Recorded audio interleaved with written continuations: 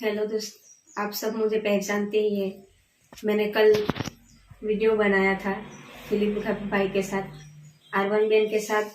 जो मेरा वीडियो अभी यूट्यूब पर चल रहा है उसके बारे में लेकर, 2 महीने पहले मेरी जो वीडियो वायरल हुई थी उसके बारे में लेकर।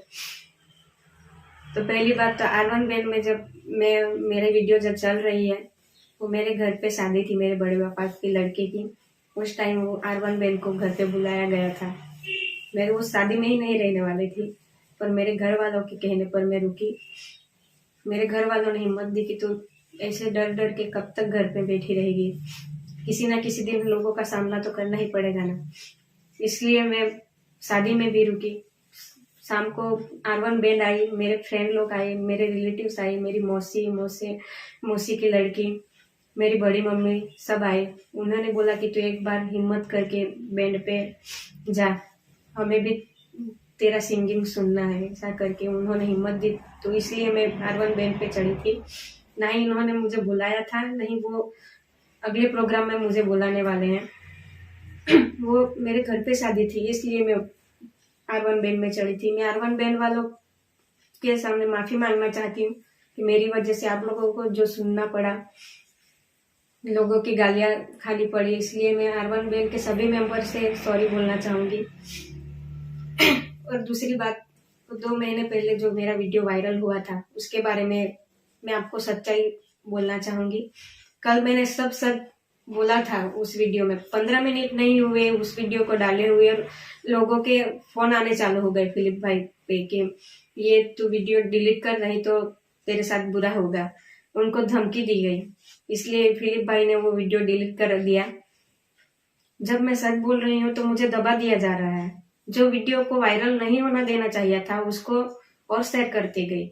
आज मैं सच बोल रही हूँ तो मुझे दबा दिया जा रहा है। जो मुझे सपोर्ट कर रहे हैं उन लोगों को धमकी दी जा रही है। ऐसा क्यों? मेरे साथ ही ऐसा क्यों कर रहे हैं सब? जो वीडियो डिलीट करवाना था उसको तो किसी ने डिलीट नहीं करवाया, और आज कल कमेंट में बोल रहे थे कि वीडियो डिलीट करो डिलीट करो। क्यों? मैं सच बोल रही हूँ तो आप लोगों को पसंद नहीं आ रहा है। आप लोगों ने मुझे सपोर्ट तो नहीं किया, पर मैं सच बोल रही हूँ उसको तो सबके सामने लाने दो मुझे। और ये वीडियो 4 साल पहले की है। उसके बाद मैं इसके साथ रिलेशन में ही नहीं रही। उसने किया या उसकी गर्लफ्रेंड ने किया मुझे नहीं पता। ऐसा नहीं कि मैं आगे नहीं गई, मैं पुलिस स्टेशन तक पहुंची हूँ। मुझे पुलिस स्टेशन में नहीं जाना था। कभी मैं पुलिस स्टेशन में पैर नहीं रखा, फिर भी मुझे जाना पड़ा। और ये वीडियो 4 साल पहले की है। मैं कॉलेज के पहले साल में थी, उस टाइम में रॉकस्टार बैंड में आई थी। तब मेरी उम्र 18-19 साल होगी। उस टाइम में सभी लड़की या लड़की को ऐसा हो सकता है, वो अफेयर में पड़ सकते, प्यार में पड़ सकते। मेरे साथ भी ऐसा ही हुआ। मैं गलत इंसान से प्यार कर बैठी हूँ, गलत इंसान पे भरोसा कर बैठी।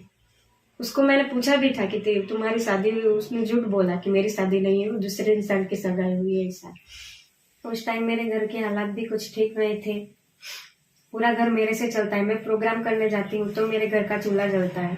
तो मुझे उस टाइम लगा कि नहीं, हम दोनों एक ही लाइन के हैं, हम शादी करेंगे, आगे बढ़ेंगे, पैसे कमाएंगे और दोनों परिवार को खुश रखेंगे। ऐसा सोच के मैंने उसके साथ रिलेशन रखा। मुझे सपने में भी नहीं ख्याल था कि उसकी शादी हो चुकी है, क्योंकि वो झूठ पे झूठ ही बोलता रहा। 2-3 लोगों ने मुझे बताने की भी कोशिश की, तो मैं नहीं मानी उनकी बात। मैंने सिर्फ उस आदमी पे भरोसा किया। जब मुझे खुद रियलाइज हुआ कि मैं गलत हूँ, मुझे खुद पता चला कि उसकी बीबी, 2 बीबी हैं, 2 बच्चे हैं, और वो उसकी बीबी के साथ घर पे रहता है, तो मुझे बहुत धक्का लगा। उस टाइम भी मैं बहुत रोई। फिर उससे बात की, मैंने उससे झगड़ा किया और उसके साथ ब्रेकअप कर लिया। मैंने खुद वो वीडियो उसके फोन में से डिलीट कर दिए थे। मेरी गलती है कि मैंने उसको वीडियो उतारने दिया। सभी लड़कियां किसी से भी प्यार करती है, उस पर हद से ज्यादा भरोसा कर लेती है, वो जो कहता है वो करती है। मैंने भी वही किया। वही मेरी सबसे बड़ी गलती थी कि मैंने उस इंसान पे भरोसा किया। मैंने वो वीडियो डिलीट भी कर दिया था उसके फोन में से।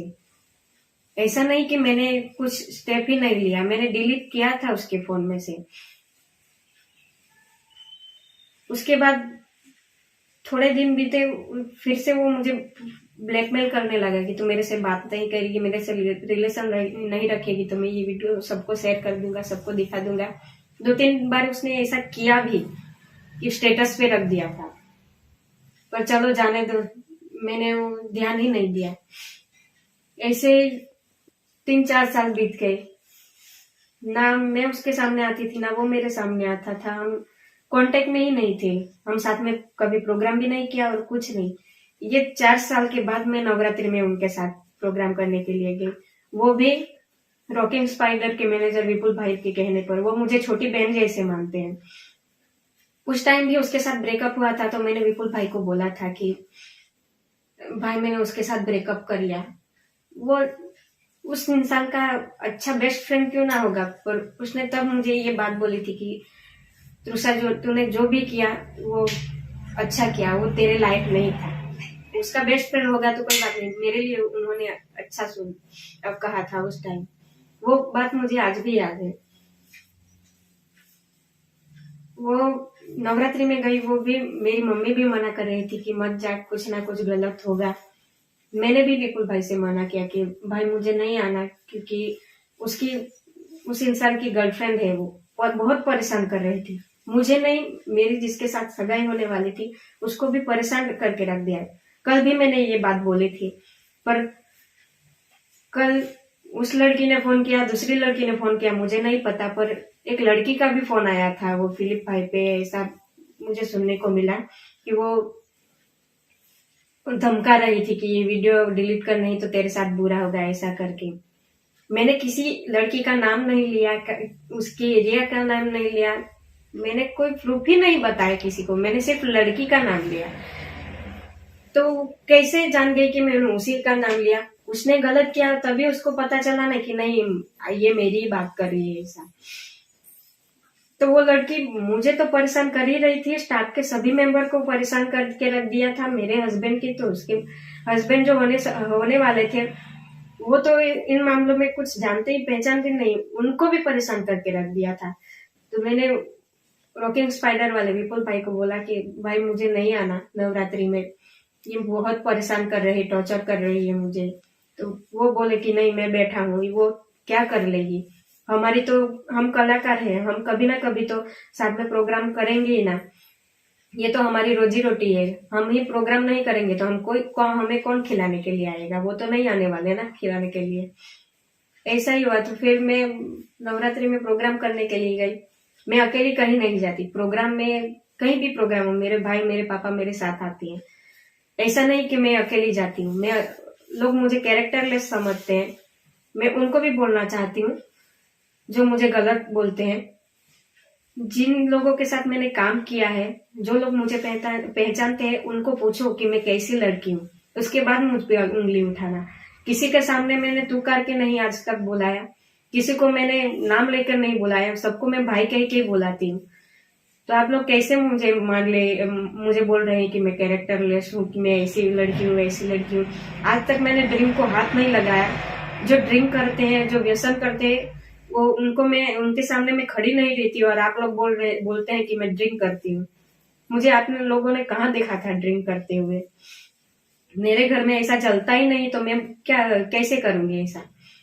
और दूसरी बात कि पूरे घर में मैं अकेली कमाने वाली हूँ, और ये मेरा पैशन था, सिंगिंग करना मेरा शौक था, मुझे इसमें ही आगे बढ़ना था। और 4 साल पहले की बात, मैंने उस इंसान पे भरोसा करके बहुत गलत कर दिया था, उसके साथ मैंने रिलेशन तोड़ा। उसके बाद मैं इस लाइन में पड़ी नहीं, सिर्फ मेरे करियर पे मैंने ध्यान दिया कि नहीं मुझे आगे बढ़ना है, मुझे कुछ करके दिखाना है, मेरे मम्मी पापा को के लिए कुछ करना है, सिर्फ मैं इसी पे ध्यान दे रही थी।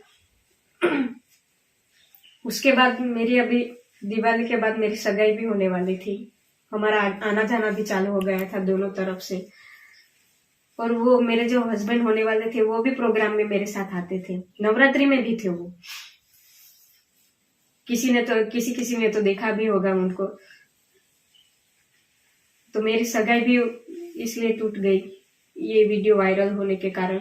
ये 4 साल पहले की बात है, सबके पास्ट होते हैं, मेरे भी पास्ट था, तो मैं सब पीछे छोड़ के आई थी, मैं बहुत आगे बढ़ गई थी। मैंने कितनी मेहनत करी होगी तब मैं इस मुकाम पे आई हूँ, मैं जानती हूँ।